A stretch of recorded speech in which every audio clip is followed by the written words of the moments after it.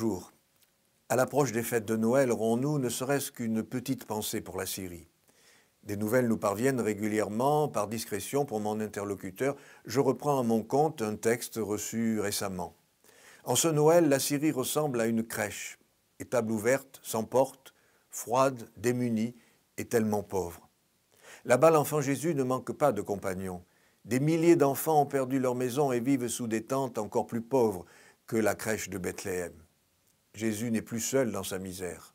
L'enfance syrienne abandonnée et marquée par les scènes de violence souhaite être à la place de Jésus car lui a toujours ses parents pour le protéger et le chérir.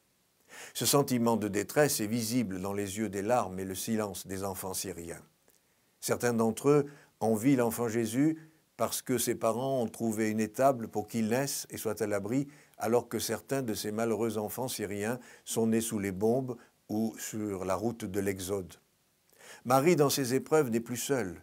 De malheureuses mamans vivent dans l'extrême pauvreté et assument les responsabilités familiales seules, sans leur mari. La précarité de la crèche de Bethléem apporte une consolation à ces pauvres mamans écrasées par des problèmes insolubles et par le désespoir. La présence rassurante de Joseph auprès de la Sainte Famille est source de jalousie pour ces milliers de familles privées de papa. Absence qui nourrit la peur, l'angoisse et l'inquiétude. Les chômeurs syriens envient Joseph, menuisier, qui ne laisse pas sa famille dans le besoin. Les bergers et leurs troupeaux, proches de la crèche, parlent beaucoup aux nombreux éleveurs syriens qui ont perdu 70% de leur cheptel dans cette guerre. La vie nomade sur cette terre biblique depuis Abraham et bien avant disparaît ainsi que ses vieilles coutumes d'hospitalité et sa culture traditionnelle. Les chiens de ces bergers de Noël s'attristent du sort des animaux domestiques dans une Syrie ravagée par la violence meurtrière. Ils errent dans les ruines et se nourrissent de cadavres. Le bruit infernal de la guerre étouffe le Gloria des anges.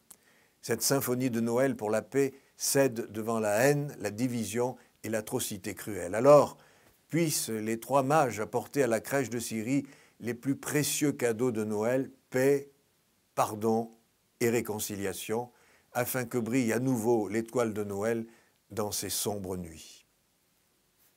À bientôt.